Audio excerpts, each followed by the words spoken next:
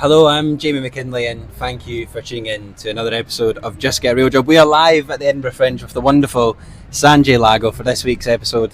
Thank you to Assembly for hosting us and for supporting the show today. It's a pleasure to be here, and I hope you enjoy this week's episode. Sanjay Lago, how you doing? Thank you for coming on. We're in jeans. I know, thank you. I know. Even I'm like, oh my god, I should wear shorts today. It's very sunny. I don't think I've ever recorded a podcast with sunglasses on, so this is a very new experience. But yeah, it's kind of fun. I mean, it's nice compared to what's coming on Monday, apparently a storm. Yeah, storm's on the way. But a shout out as well to Assembly for hosting us today.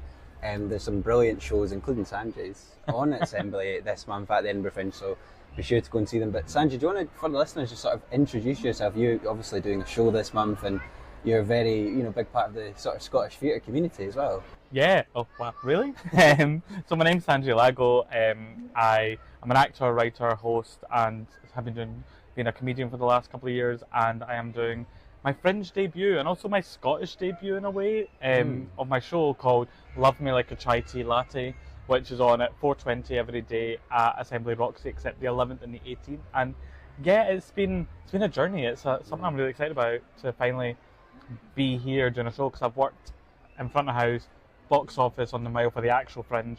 Then I was front house supervisor at Summer Hall for 2 years, and I've always wanted to do my own show. And it's just, this year I became a recipient of the Assembly Art Award, so it kind of all slotted into place really nicely. So it's really exciting to be here. Yeah, and you did this show at the Soho Theatre this year as well. So you've been doing it down in London and some big places. So it must be nice to be here in your home country now. Yeah, because all my work's been down south, and the other times I've done this show has been in Lighthouse, the bookshop. Which, shout out to Lighthouse, because they are a brilliant space that really gives space to emerging artists, minority voices that we don't hear.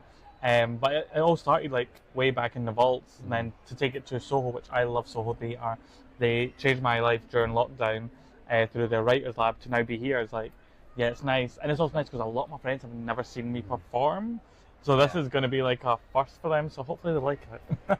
Good. Well, look, we're going to talk all about your show today, but we also want to talk about you, your career. We love having different voices on the podcast and different people from the creative industries, so it's great to have you on. But sort of to start us off, can you cast your mind back? Tell us about your sort of early influences. Were you always interested in the arts, or tell us about a young Sanjay? So, might go a bit dark, but I used to be a very quiet person. I got bullied quite badly in school, and it was my drama teacher, Miss Viviorsky, who is now one of my friends, who sent me on this confidence building course called Keys, Keep Empowering Yourself to Success. Yeah. And it was an 8-week program between two schools, all about sectarianism, they framed it as, but it was actually about building confidence. And then I wasn't actually going to go into the arts. I was actually going to go into law and translation. So at one point in my life, I spoke 7 languages. Whoa. Can you still speak any of them? No. I went to Paris in June, and all I could really remember saying was, "Je voudrais un chocolat chaud et un croissant." All I wanted was a hot chocolate and a croissant. But then I realised, for me, I love Agatha Christie, so it would have been great to be in the court of it was her. It wasn't him. It was him. It wasn't her. But then I realised I'm quite a physical person, but I was very in the closet. But I feel slowly drama helped me be who I am today. And then I lied to my parents and told them that I missed the deadline for UCAS for the law degree. And then I was but there's this college doing acting and performance. And I did all the auditions, and I got into City Girls College. And it was 3 years. It was brilliant. Learned a lot. Then I genuinely missed the deadline to apply for drama school, and I was what am I going to do for a year? So I became student president of the college, because why not? And whilst I was student president, I was doing evening classes in the conservatoire, and then I got into the conservatoire, but I got told I was too political for the acting degree. So I did 4 years of a degree called the BA Honours in Contemporary Performance Practice, which was a journey in itself, but that's a whole podcast at another time.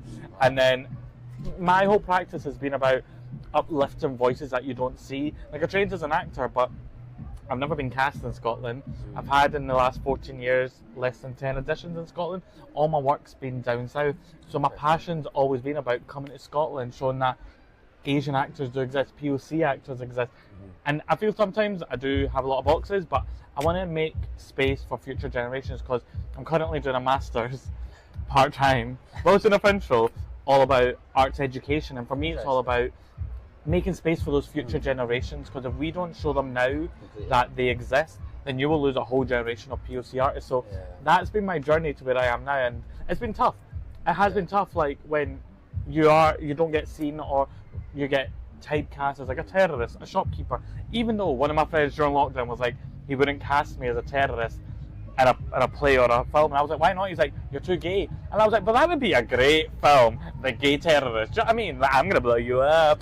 So it's also like, I became a writer thanks to Soho Theatre Writers Lab, because I just wasn't seeing myself represented. I wanted to see my community represented. So I thought making those stories, but then that comes with like its extra added layers, because it's like you're restarting, you're trying to build. So yeah, it's been tricky and tough, but I'm so grateful to people that have like supported me and been there for me, because yeah, it definitely takes a village to be an artist, and I'm so grateful to my family and my agent and my friends that have like helped me be here. But that's why I do it, is because I'm always thinking, I didn't grow up to see people like me on the stages and screens.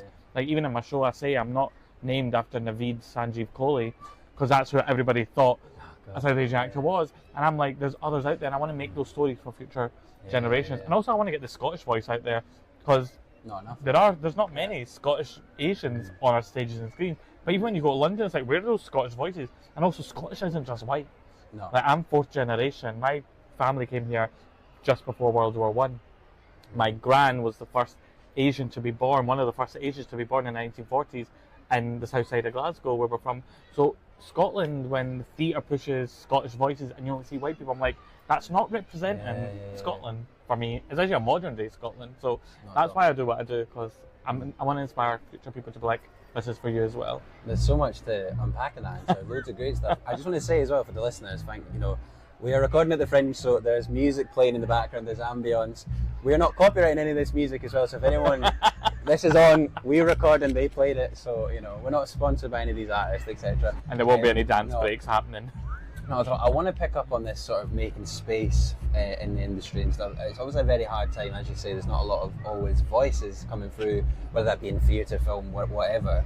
And I think especially in a cost of living crisis with funding cuts across the board, it's really hard. So do you have a sort of sense of what the industry's like at the moment, especially working in theatre? It's interesting you're saying a lot of your work's coming down south and stuff, but you sort of want to be more up here. How have you sort of found the landscape recently? It is tough, but I feel like it's slowly changing. And I say slowly because it feels slow. Because we're only now seeing South Asians on our screens, not in stereotyped roles. But my issue with the Scottish theatre is when you see people of colour, actors, say someone's casting, they put us all into one. It's like, we're looking for a BAME actor, we're looking for a POC actor. It's like, but my community is different to the black community is different to the East Asian community. And when you get us all together, it's like, oh, and then it's like, I feel like they kind of pick and choose who they want to say, oh, look, we've got one person of colour in the whole cast, we're fine. And it shouldn't be it's like, box, and I feel like, why can't you have, like, I think of the Riz Ahmed 3 stages that he talks about, where he's like, the first stage is you are stereotyped, you're just getting stereotyped roles. The second stage is you're still Asian, but you're not a stereotype. And the third stage is you're just an actor. And I was at an event last year at NTS where I said, when you're training, you're all actors. You're all performance makers. But then the minute you leave the industry, if you're white, you're still an actor. But if you're black, you become a black actor. If you're Asian, you become a South Asian actor. And it's like our skin colour becomes the first thing before what we've trained as. Or like in my case, it's like, oh, he's a queer South Asian. And I'm like, but I'm just an actor. I'm just a person. Why do I need to be seen for the boxes that I tick, if you like, and not just for the skills? And my dream, like I even say this in my show, is the reason I do this is my dream is just to make my mum proud and for her to see me on stage. My mum's never seen me perform in Scotland. The last thing she saw me do was over 6 years ago, and it was my degree show. Is she coming to this? She's coming on Tuesday. Oh wow! I talk about all of that stuff, and I'm really nervous. But yeah, I would love to just have a chance to go and perform at the Trav or the Sits. But I feel like there's not opportunities. I think it comes out a couple of things. For me, it comes down to writers understanding that a guy from Bangladesh can play Dave. It comes down to casting to think, if you see a white Western name, that they don't have to be white, they can be. And it also comes down to theatres taking a chance. I only ever see South Asian artists during Fringe. It's the only time. But then the rest of the year, I'm like, where are they? Yeah. Where are they getting seen? So the landscape's tough, and I think those are the areas I'm like, we need to see changes. Is like when it comes to the writing, take chances that doesn't need to be a white person. But also when it comes to casting, don't just bring us out and be like, right, we saw 5% were people of colour. Give us a chance and open calls. Like, don't just put us on a list. Actually follow through with it and be like, oh, I remember this person. Yeah. And for 14 years, one of my friends yesterday was like, she's my producer Val. She was like, if you see someone else you know, you're going to say hi and you're going to walk on. And then she asked me, she's like, how do you know so many people? I was like, when you work your ass off and you need to network, in essentially you need to be seen. And I've been doing that for years. Well, I feel like, to touch on that, you know so many people I know. So when I was coming to do this interview, everyone's like, oh, I know Sanjay. And you go on the meetures on Instagram, it's like, what the hell is man? So you've done a good job of, it's been a hustle. Work, isn't it? Yeah, and it's hard work. And then the other sad thing is like when people know you, but then bring someone up from London, it's like, oh, but you never saw me for that. I would have loved to have auditioned for that. And I think for me, and I even say it for other South Asians, like, just give them a chance. Now, how do we know if we will be good enough if we don't have the chance to fail? We don't have that chance to grow our skills. I think that's a huge problem across the industry. It's so risk averse that like often we just don't have unfortunately moments where we don't have the money to take a risk on a show and it could be bad, or take a risk on a new talent and they could fail. But the only way you learn is by failing, and that's how great art gets made. I think for me it's also about like opportunity as well. Like just giving someone that opportunity can be life changing. They might learn something. They might be like, actually, I'm maybe not an actor. Maybe I want to be the director. I kind of enjoy what they do. And also I do sometimes feel like theatre in Scotland can feel a bit cliquey. It does. I think this problem with the arts is it feels very exclusive, and there's too much. I think often there's too many. I've kind of been wrestling a lot with this, but I'm really sort of don't think I like this whole talent scheme initiative thing we have, because we're just basically, you do these schemes, but there's no guaranteed employment after it, and it's like, oh, these are the talent, but then if you're not part of that, then you're... And I also do feel like, I was at an event, again, another networking event, and someone was like, the arts feels like a closed shop, and I was like, the person was too scared to ask the question, and I was like, it was like a panel of people like that ran theatres and that, and I was like, how do you plan on opening the shop? And I just felt like they didn't really fully say the answers. They openly said like, oh, we work with this person because we've got a good relationship, they're my pals, and it's like, but how are we meant to get a foot in the door? And I graduated 6 years ago, and I started like getting work, but then COVID happened, and that's where I felt like I had to rebuild my career. And that's how I went to the stand-up comedy. I went into the writing, because I was like, the industry is so different now. And also during COVID, I feel like people forgot the ghost year of 2019. I've said this to a few of my pals that graduated in 2019, because when COVID then happened, everything was being pushed for 2020 graduates, 2021, which was fair because the world was in lockdown. But you had a lot of people that graduated in 2019 who started booking work, and then it all got cancelled, but then it got recasted with 2020 graduates, 2020, to give them that opportunity. So I'm also like, how do you... I'm just thinking about the ghost year of 2019. I had her on the podcast a week, a brilliant Kate Colson who's doing a show called Lioness this year at the Fringe as well, which people should go and see. But she was talking about this idea, often we make work as well that's not for the average person in society. Often as artists, not deliberately, but I think our industry often, we're very much like sort of showing off to our own industry, and we don't always make things open to people that maybe haven't got access to that world, and then, they, like, if you're from a work class background, you maybe don't want to go and see a theatre show, and then you never know about theatre, so how are you ever going to work in it? I think that is quite a big issue as well. And I feel like it's really expensive. Like, how do you expect, and I get we all need to pay wages, pay buildings and that, but it's like, it does seem at times like it is hard to get those audiences in when the tickets are so expensive.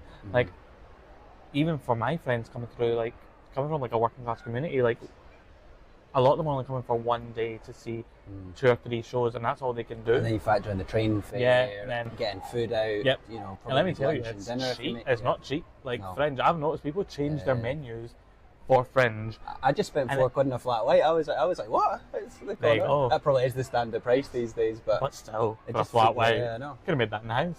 Come to my show, you'll get a tea bag. Yeah. Well, I think let's free tea. Let's we'll talk about your show in a sec as well. Another thing I want to sort of ask you about is, I know you're dyslexic and I'm dyslexic, and I talk about my dyslexia and dyspraxia a lot on this podcast. So tell us about that. You're writers. I love when writers are dyslexic, because a lot of people go, how can you be a writer if you're dyslexic? So yeah, tell us about so my journey finding out that I call myself neurodiverse. And I remember it was an artist who is a brilliant artist called Abby Watson, who I was in my first year at drama school, and I did this essay, and it was like 10 pages long. And all through like school, I was told in school that I was thick and stupid. A teacher said to me I'd never get a degree, so I always made my aim that I will get a degree. And I've got one now, yay! And I remember I went through college, my essays were like 18, one of my longest essays was 18 pages long about the ancient Greeks. Passed it, but I got through college, I got my HND, went to RCS, and it was my first essay, and Abby was like, Sanjay, can I speak to you after class? And instantly I was like, oh fuck, that's what they used to say in school, like, I want to speak to you after class, am I in trouble, what have I done? And then she just said to me, Sanjay, I think you're part of the family, and I was like, and in my head, the first thing I thought was, you're white, I'm Asian, what family are we a part of? I've only met you a couple of months ago, what's going on? And then she's like, I think you might be dyslexic and neurodiverse, I'm going to get you tested. And I kid you not, I cried so much the day I found out the results. Not because I was dyslexic, more because my life felt like the jigsaw pieces had found the missing part. It's liberating, isn't it? It really is. What you live like is just normal. Yeah. You don't realise, so you just assume everyone else must struggle as well. Yeah, I'm like, they're all like that. And over the years, more and more people are like, you've got ADHD. You really do. Not been tested for it, but I've had people that do test people for it, and they're like, you do. But it really changed my life. And I remember a moment was my mum tried to translate to my gran what dyslexia was, but in Punjabi there's no language for dyslexia. So my mum said to my gran that he's Parai vich kamzor, which translates into English as he's weak in his studies. But she knew he's not weak in his studies. Yeah. It's just that's how you can translate it. So it's also been interesting for me as a South Asian, how do you translate what dyslexia is when there's no language around it? But as a writer, it's an interesting journey because I'm someone who loves improv as well. I love devising. So like, even though my show is like a script, it's quite fluid. It is a bit tough at times. Like, I don't speak in big words. Like, I come from the south side of Glasgow. I struggled in drama school because everybody was like, oh, can you speak properly? Oh, there's a fly. I never thought we'd get flies on the. You know, this is There's probably I get a flies. suntan on this episode. I know. I'm gonna get. I need a tan, yeah. But like, it was so interesting because I lost my train of thought. We'll talk about. Talking about dyslexia and. Oh, dyslexia, yeah. Because in my head, I just thought it was writing, but as a writer, I found people that have found ways to look after the dyslexia, how to look after myself as well. And also, like, I found a community of people that I could, like, speak with and feel comfortable with. Because it is tough as a writer, like, at times, thinking if you've said something right. But then again, like, I don't speak in the big words. I don't speak in big, bougie words. Maybe that's why the Masters is a bit hard, because everybody's saying big words like criticality. But for me, it's about being true to myself. And I want to write stories, again, that are authentic and are real. And I've always had a love for autobiographical work, verbatim theatre. But yeah, it's a journey. I'm still learning. But more and more I'm seeing more neurodiverse artists coming out, and it's great finding ways to make yourself feel comfortable. But yeah, it changed my life big time and changed it for the better. And I now understand how my brain works as well. It's not like everybody else's.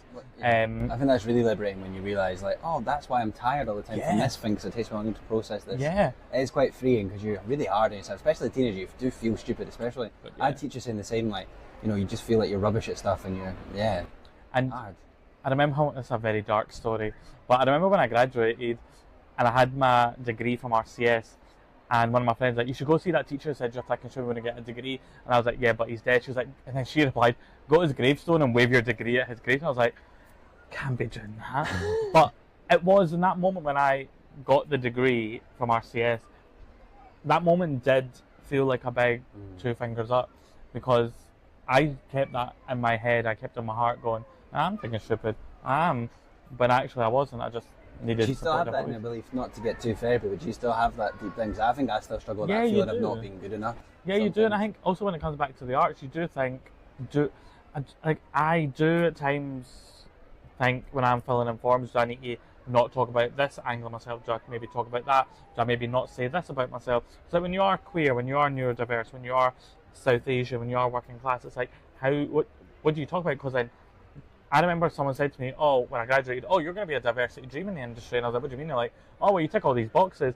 And I was like, well, But you want to just want to be me. Because you're good enough. Yeah, I want to, like, and I've worked my ass off. I don't want to be there because, oh, look, they need an Asian. Oh, look, they need a gay person. I'm like, I just want to be me. I had this weird thing recently, and it's not a bad thing because I think these schemes, I get they come from a good place, but I was applying for a job and there was you could tick a box if you had a disability, like, so if you're neurodivergent like I was, it would guarantee an interview if you met the minimum requirement, and part of me didn't want to tick the box. I was like, I want to get an interview on me, and I'm not, so I get it comes from a good place, and I'm mixed feelings on it as someone with neurodivergent, but it's nice the industry's also now talking about it a lot more, because when I think back to like 15 years ago when I was starting out, no one really spoke about it.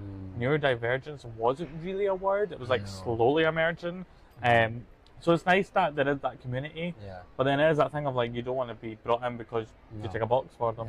And I think that's what I want to see change in the arts is let's bring people on because they've got skill and like they're kind, and not just because your theatre needs to tick a box.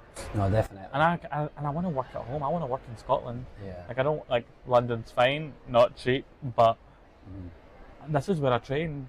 And it's sad because a lot of POC artists leave Scotland, have to go and make a name for themselves. Artists in general. Leave Scotland, make a name for them. Then theatre's like, oh, you've got this, and then it's like, well, you don't want me, like so. But I don't give up. I like to keep going.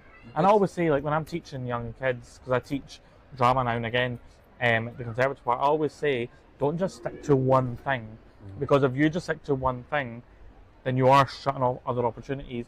Grow your basket, dip your fingers into things, and that's why I enjoy doing. Somebody's like, how do you juggle so many things? And I'm like, because if I stayed still and did one thing, what would I be doing? I wouldn't be getting the acting jobs. No one really writes for South Asians as much in Scotland, so it's like I need to keep doing. I need to keep doors open in other ways. So yeah, that's why another reason why being neurodiverse is great, because I juggle many plates, and then I'm like, oh shit, how did I do these? But But I want to go back to where you're from, growing up in the south side of Glasgow, and how that's influenced you as an artist. Like I love the south side. I lived there. To be honest, the south side of Glasgow I moved to 3 years ago is probably a bit different to the south side. What do you call the south side? What you call? Are you Shawlands? I'm a Shawlands wanker, yeah. See, that ain't south side for me. I moved there, and I didn't know that this was such an up and coming area, and then everyone was like, "Of course you live in Shawlands, you podcast wanker." And I'm like, "Oh fuck yeah!" But no, I don't live in Shawlands. Not the real south side. I live in Ibrox. And the south side, yeah? Yes, outside the river. And it was interesting growing up there because like it was quite a diverse area. My school was really diverse. And I think it was interesting because I remember going to my very first show was a panto. And I was like, wow, what is this? And then the very first South Asian theatre show I saw was in the tramway. I'm going to say 2006 or 7. And it was called Hiranja. And it was like a Scottish South Asian Romeo and Juliet at tramway, and that really made me think this is what I want to do.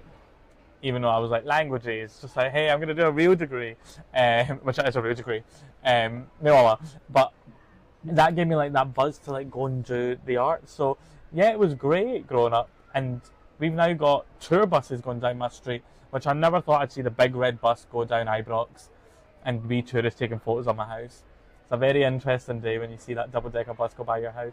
But yeah, I don't think I'd ever leave Glasgow. Glasgow, I think, is a really cool artistic hub. I think there's some great things. I think Edinburgh comes alive during the Fringe, but for me, year-round, I feel like Glasgow really does give great art, and I think that's why I'm a fan of Glasgow.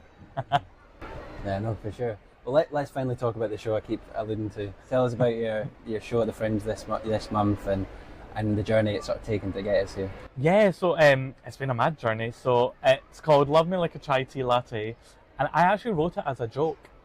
I wrote it as a joke on the train the day before it was going on stage at the Vaults Festival in 2023. Like, I did all the promo, but I didn't write the show. And then that 4-hour train from Edinburgh to King's Cross, I wrote it on there. And I went on stage, had 2 nights at the Vaults, and it was like really busy audiences. And then from that, I was like, ooh, this feels good. And then I did one night at the Lighthouse Bookshop in 2023. Again, just gauging an audience. So I wrote it on the train, and I did 2 nights at the Vaults, and really great audiences. And yeah, I literally wrote it as a joke, because I was like, I've dated all these men, and they're very weird, and I've had some very like racist. So the show is looking at dating and racism. It's looking at just finding love, and where do you find that love? And it's got Bollywood, it's got Britney Spears, it's got Brookside, Doctor Who. Like, it's a show basically that's my story but fictionalized as well. Yeah. Because as a writer, some great advice I got was, when you're writing autobiographical or verbatim devised theatre from real stories, kind of separating yourself, so that if you are doing like a long run, like I'm doing of 25 shows, you're not like by the end of it going, oh my god, this guy. So it's like keeping it fresh. So yeah, so I fictionalized it, and so I did it in the Vaults. Then after the Vaults, I was like, let's do a night at the Lighthouse Bookstore. So I did that, and it went well. And then I thought, oh, okay, this is cool. And then I'm a massive Doctor Who fan. Like, when I was younger, one of my lecturers said to me, Sanjay, you've got the brown pound, you should use that. And I was like, what do you mean by that? He's like, there's not many people like Kanye, so go take life by 2 hands. And I was like, yes. So I love Doctor Who, so I went all the way to LA for a Doctor Who convention. So I thought, why not? Let's go to the other side of the world. And it was brilliant. And I got onto the Jimmy Kimmel show in the audience. Whoa. Yeah, I'd only been in the country 14 hours. And then my friend's like, hey, sign up to this website, you can be in the audience. And I remember it was insane. So I was standing, clapping, because they do a thing where they're like, clap now, woo! So amazing. Go, oh. And then they were like, right guys, so can we move you please? Can we move you? And then they looked at me, but I had my rucksack underneath, and they went, he's got a bag. She's like, just leave him, we're fine. And then I was like, why, what's happening? And they went, okay guys, now Jimmy's going to stand there. And I was like, in front of me. And do you know that video of the guy with Jackie Bird? And he's like, oh yeah, I felt like that. And my friend said to me, you could tell that you were told to be happy. So then I was on the Jimmy Kimmel show, and the guy who was like the warm-up act was a comedian who performs at the Comedy Store in Sunset Boulevard, which it was so far away from my hotel, but my friends were like, you have to do it. And I was like, aye, but it's really far. And they're like, we're taking you. So I got a 5-minute slot, which turned into a 22-minute slot where I did a bit of the show. And what was really amazing about that was the same place where like Whoopi Goldberg, Robin Williams all got their like comedy start. So to be on that stage, I'm like, hi, and I've done it. So that went well. And then with the traction of the bookshop LA, I thought, well, let's do 2 more nights. And at that point, I'd got into my master's, so I was raising money for my master's. So it was insane. I did the first night in the bookshop, sold out, and I had a reviewer in. And I remember this week so clearly. This was the Wednesday was the show, no, Tuesday was the show, and on the Thursday morning I was going down to London because I had an audiobook gig with Big Finish, which I was buzzing about. And I was sitting on the train, and at 8:30 a.m. an email came through. I got my first ever review, and it was a 5-star review, which I cried at. And the ticket woman came over, and I was like, she went, ticket to me. I was like, yes. And she went, are you okay? And I was like, yeah, I just got my first review, and I got 5 stars. She's like, oh, amazing. And then she came back, she went out and came back, and while she was away, I got another email saying that I'd been nominated for the Birds of Paradise Emerging Talent Award at the Neurodiverse Review Awards. So I was crying even more. Yeah. And then she came up and she was like, what's wrong? And I was like, I got an award nomination as well. And she went, well, if you go to El Forte, you can sit there. Now, I'm not thinking, and in my head, I'm like, El Forte? Is that like a shop in London? Like, oh, El Forte, like hand creams. And I was like, oh, what area of London's that in? Because I wasn't thinking. She was like, no, if you go to carriage L 40, and she gave me a free upgrade to first class. God, yeah. I cried. I took all the free like mini biscuits, mini cheesies. I even took the mini oat milks because I was like, this is actually really cool. If I want a cup of tea in the hotel I'm staying in. Became a star on the train. And it was great. And then did my audiobook, came back on the Saturday night, Sunday went to the award ceremony, won the award, which was so shocking because I'd only done one show at that point, and I get a lot of imposter syndrome a lot. Yeah. I get a lot of doubt that I'm not good enough. don't know, I'm getting emotional, sorry. No, but it does, I feel like look, we're in like- we're even being here, I'm like, this is... And it feels so surreal because, like, when you hustle so hard, when you try and show people like you exist, you are in all these places, being like, hi. That moment just made me feel like, okay, maybe there is something here, but I still do get that imposter syndrome. I still, even being here, I'm like, do you get should that, I be here? Like, even doing a Fringe show, like, say later on when you're performing, do you still get that sense before you go on? Yeah, because I see so many people that are so brilliant. I'm like, how am I here? And I think when you come from a culture where the arts aren't pushed as a career because the Western culture doesn't really push us and showcase us, or it uses us as like jokes or like gimmicks, it makes you think like, where do you fit in? So that moment winning that award last year was really emotional and something that I've always kept really close to my heart, and I'm really grateful to the Neurodiverse Review Awards and the Neurodiverse Review because they were the first people that made me feel seen in this industry. They were the first people that made me feel like my work was worth something. And then I came back to do my second show and it was such a nice vibe. And then It's staying up just. and then after that I then got onto the Soho Rising, which was again a dream because I love Soho. And it was very weird, like, hello. So when I got into the Soho Rising, it was a great moment, and like the people that supported me getting that opportunity, like writing the applications was really hard. Like, as a dyslexic, let me tell you, Fringe and all the emails, I'm so glad, like my producer now, Valerie Andrews, who's a queen, and my friend Charney Watson, my friend Matt Cobbs, Anjali Maya Chadha, my partner Peter Anderson, all these 5 legends that came on board, and then my friend Neil from Sound, Jake from Props, these people came on board. They really helped me make this feel less stressful and take things off me where I can focus on the show, and that's what you want from a great also team. be able to enjoy the show. Yeah. I find often when I've done live podcasts at the Fringe before, and even doing this behind the scenes stuff, I'm so bad at enjoying it because you're stressed about it. So on the train here today, I was like, I'm enjoying this interview. I'm going to be behind the scenes of the Fringe. This is an amazing opportunity to like enjoy it. Don't make it stressful. So. And I'm a fun person. Exactly. Hi. And we're here. And we got sun. Yeah. Come Monday, the storm is coming. Perfect day. They got the sun coming. I wish I wore shorts with these trousers. I'm boiling. But I'm so grateful to people that came on as my team, who I'm now able to enjoy my show and enjoy the creativity of it because it's a lot. You've got to do the flyering, you've got the emails, you've got to like go meet people, you've got the networking. Like, it's a juggle, but Soho gave me that platform again. I had 2 sold out nights at Soho and people were shouting about the show. And again, a moment from Soho that stayed with me was my friend in the bar, Kaz, was saying when they opened the house and they announced my show, the bar all cheered. And she was like, in all her years working there, no one has ever cheered a house opening call for someone's show. And that was really touching for me because, again, I do feel like I get it a lot, even during Fringe just now. I get that doubt of like, am I good enough? Like, am I good enough to be here? Am I good enough to be in the arts? And that's another reason why I took on the Masters, the Arts Education Masters, is to have a backup in the pocket. And it is, I just want to have a chance. And I'm hoping this Fringe, something comes of it and people see me and be like, let's chat, because I just want to make work for people that we don't see and voices we don't hear. Of course, and it is a long journey, so see, even if this month you don't, have that conversation and as much as you want it, like, even the achievement you've had yourself, you'll learn from it and you'll keep going, so it slowly builds. And having worked the Fringe in so many different capacities, just being here has been a dream.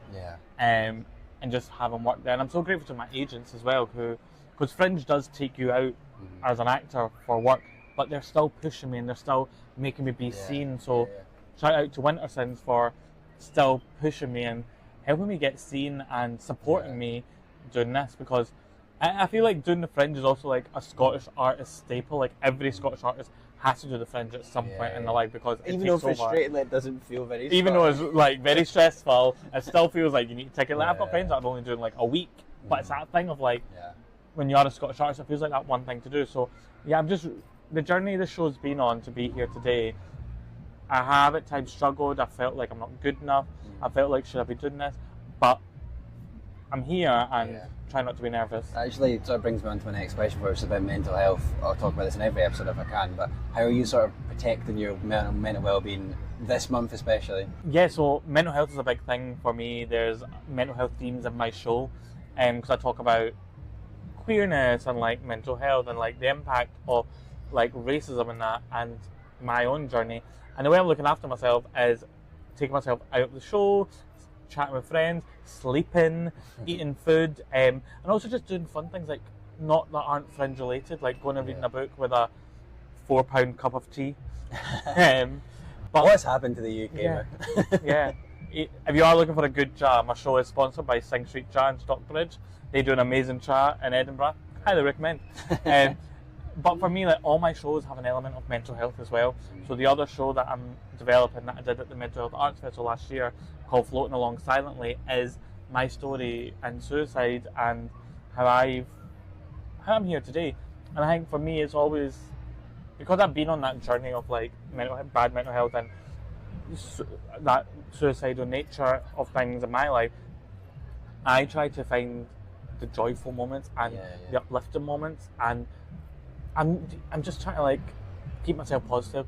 I've not had any reviews, but like I'm not touch with nice.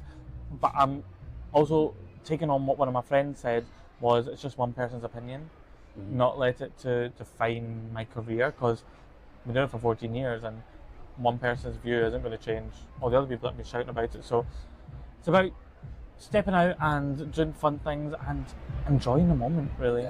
Yeah, it's hard, I'm not gonna lie, like, oh my god, because you want to go and see all your friends' shows, but I think I'll try and see as many as I can, but I think this month it's about stepping back and having Sanjay time. Yeah. Well, do you want to look in the camera and tell us where we can see your show as well? Tell the listeners where they can see Yes. Please come along to the show. You can see it at Assembly Roxy. I am in Roxy Boxy at 4:20 p.m. It's called Love Me Like a Chai Tea Latte. And if you're listening to this podcast in September or next year or whenever it is, 2026, I'm sure Sanjay will be performing this somewhere else or doing something new. So, check out Sanjay's work. So linked below the podcast, as always. Sanjay, I also want to ask you, like, what were your big influences on the show, but also on you as a writer? Like, what other shows and writers and stuff have influenced you? Oh my god, that's such an interesting question. I was speaking to my partner about this, and I think my show is very like the BBC show Worst Week of My Life, which is not on TV anymore, but it was such a hilarious show. People said my show's, is it like Fleabag? And I'm like, no. Talking about 2019, that was everyone's buzzword in 2019, wasn't it? And yes, it is about dating, and it is comical, but there's a darkness to it. So I'd say, because there's so many shows out there, but my show's a mix of things. There's comedy, there's racism, so it's like a mold of things. But I would also say I try not to say my show's like other things, because everybody's unique in their own ways, and we should shout out and proud about everybody's work, everybody's uniqueness. And that's one thing I'm trying to do during this Fringe, is shout out all the POC artists. There's my friend Lula, who's a brilliant artist, who's made a website for artists of colours to get reviews from audiences, especially because it's so hard to collate reviews when you leave. And I think that's what I love about the Fringe, is everybody's unique, and that's what I want to celebrate, is everybody's unique shows. And I want to shout out all my POC pals that are doing all their shows, because it's tough when we do feel it, like, as people of colour in one of the largest festivals. It's a very white festival. And I had one white artist friend who put it on the story the other night, and then another friend tagged me going, see his show, and my friend Mark was then like, yeah, I've noticed it, like, where are the POC shows? So it's tough, but I'd say my show is like a bit of the worst week of my life. It's a bit like Miranda maybe, but it is also stands alone and unique in a way, like all the other fab shows out there. Cool, man. Yeah, thank you. I've got a few sort of more specific questions for you, but one of them is, like, if you could do anything right now to sort of change the industry, if you had a magic wand, you could change one thing, what would you change about the industry? Just one? Oh. Well, in this magical world, you can't do everything. Oh. I would open up the industry. I would open up the shop of the industry, where everybody in the industry gets at least one credit in a theatre and gets a chance to perform with a company and isn't a tick box. They are two sides, so the theatres and the companies open up to give chances, and the other people aren't just brought on because of their tick boxes. Right. What's something you wish you knew now that you didn't know at the start of your journey to becoming an artist? That the hustle's going to be real. That this is not an empty plate. Like, you wouldn't go up to a buffet and expect someone to fill your plate. It's not a la carte. You need to go up, take that plate to the buffet and fill it yourself, and you need to keep refilling it. because only then will someone see you and you'll have that opportunity. But also, don't do it alone. And you don't have to be alone. There will always be people there that will support you. And I think on the end of that, find your tribe, find your people that support you and the people that shout out about you, and do the same back for them, support them, because it's not a one-way thing. We all need to support each other, and as the arts are getting tougher, money's getting squeezed, we need to keep supporting and not use people as tick boxes for your own gains. But yeah, you're never alone, fill your own plate and find your people. Similarly to that, like, what's the sort of biggest lesson you've learned in your career so far as well? It's a hard question. It's a big question, I think. I think one of the biggest lessons is don't let the voice in your head get you down. Listen to the other voice that tells you can do it, because you can do it. And I think of a piece of advice that one of my lecturers in college, who sadly is no longer with us, Fiona Lamb, said. I remember I got it was only like a wee background job, but it was like constant work, and it was over the summer holidays, and I asked her, should I do it? And she said to me, go for it. And if you don't go for it, then the opportunity might not come again. And I think that was a great lesson to learn, is like, just go for it. Like, in this industry, like, sometimes some opportunities might not come back again, so grab it with both hands and enjoy it. And I think that's what I say with the kids. Some random noises in the Fringe. High assembly. Yeah. So I think it's about enjoying it and taking it by both hands, and also not being a dick. Do not be a pompous dick. We're all in the same boat. We're all fighting to get jobs. Don't act as if you're better than someone because you've got money, because you might speak in better words, because you've had better training. We are all in this industry together. We should all be supporting each other. Don't be a pompous dick. Be a kind person. And like I say in my show, be kind to others, but be kind to yourself. So yeah, I think that's something I would say to other people to learn, is just because you might have so much more experience and money in that, don't be pompous, be kind. That's great, a lovely answer.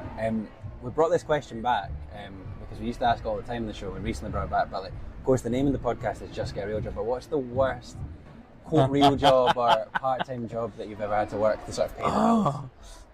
So there's two that came to mind. One was I worked when I finished my year as student president, which in itself was tough because it was a good job with a bit of issues, but I was one guy in charge of 8 campuses, 32,500 students. Whoa. So that was an interesting job. But that contract ended, and then I started RCS in September. So I went to a call centre, and within the first week, a supervisor got sacked for throwing a stapler at me and being racist and saying, "Oh, you're one of those Asians where you have like 100,000 gods. Kind of make up your mind," and call me an F and P in front of everybody. And I was like, I don't want to come back to this job. And we would all promise we'd get a £500 bonus when we left. That was, what year were we on, 2012? That was 10 years ago. Still waiting for my 500 quid. Yeah. And then the second one that's Fringe related, I won't name the company, but 8 years ago I worked for a company where I was doing 12 to 13 hour days and I got paid £2.70 an hour. What the hell? Yeah. You can't even get a coffee these days. I know. Can't even go to the pie maker and get a pie. But yeah, £2.70 an hour, and it was horrible because they wouldn't give you a fridge, so you had to constantly go and buy lunch. But then your lunch was 45 minutes, and the queues are insane. So by the time you got to the front of the queue and got your food, they were like, "Where were you?" But the positive of that job was I made some lovely friends. And the person who ran that company, because I got onto ITV News, and I said to him, I would do the interview if you don't show my face and film me from behind. They're like, yeah, sure. And then I remember my friend running down going, "Sanjay, the boss, stay away from me, he's no happy." I was like, "Why?" She's like, "You were on the news." I was like, "Yeah, but they changed my voice and filmed me from behind." She's like, "Yeah, but when you get angry, you get uber gay, and you talk with your hand and your head." So they saw me in my profile, and I was fuming. And the guy said to me, "You will never work the Fringe again." And I was like, "Oh, okay, challenge accepted." And the following year, I went and worked for the actual Fringe and doing box office on the Mile. So I'd say those are my two worst jobs. Oh wait, can I add a third one actually? Go for it, yeah. Oh wait, I've just remembered it was a Halloween gig. The guy made out that, oh yeah, it's going to be brilliant, kids, everything. And they gave me a script, which was meant to be for like 5 to like 8-year-olds, but it was more like 15 to 18-year-olds. Different vibes. And it was in a place called Winchborough. Oh yeah, I've heard of that. I'd never heard of it. None of my pals had. And I was I like, said, I've heard of that, as if like... yeah, it's like, oh my God, I've been there. I've heard of this place. But it was so weird because like when I went, they didn't have taxi service. No taxis from Linlithgow would take me there. So finally one time I was like, right, I'll just take you, no worries. But then to get back, they had this one wee woman who used her own car as a taxi, and nobody, like, it's like I went through a portal, ended up in Winchester and then left, and nobody had ever heard of it again. But they made me like use white face paint, black up my eyes, and have like a white cloak. And my job in the end, nobody stayed for the play that I was hired for. So they're like, well, can you just walk around and be like, boo, to people? So I had to go up to people drinking pints in the pub and go, boo, I'm a ghost. Do you want a hot dog? So those are my three. Yeah, the three I jobs. hope you got paid more than $2.75 for that. I asked them for more money because I was like, so I've done X, Y, Z, and I got them to pay me £300 more because I was like, this is not what I was brought on to do. So those are the jobs. Yeah. Good. Well, Sanjay, I've got one more question for you. Thank you so much. No, thank you. That's a bit fab. It's so nice to be in this space. I've never recorded a podcast with sunglasses with the sun beaming down. Should we show them our eyes? Look, yeah, we'll take them off for the last question. The last one, yeah, should we do that? Take them off. You can see us, look, we're but sort of closing question on the podcast, what was your sort of closing advice for anyone that wants to work in the creative industries, but particularly maybe take a show to the Fringe or be an actor and writer like you? I would say, one, like my lecturer said, go for it, because the opportunity might not come again. Don't be scared. Yeah. Like, it's not easy. Like, I ain't going to be like, oh my God, come in, it's great.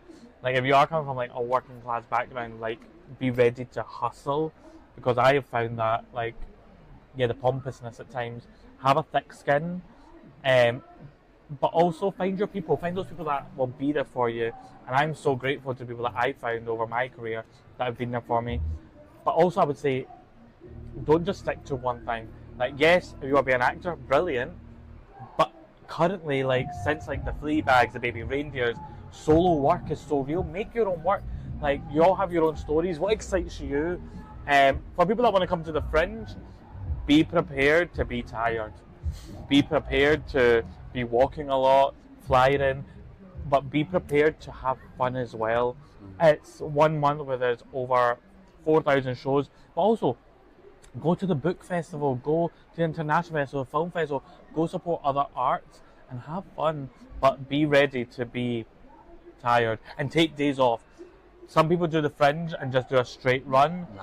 Recommend days off. I've got 2 Mondays off, which even though I'm doing 12 days straight and then a day off, but take those days off because it does get tiring. You're not just doing your show, you're doing the marketing, you're doing social media, you're doing flying. And remember to eat at the Fringe.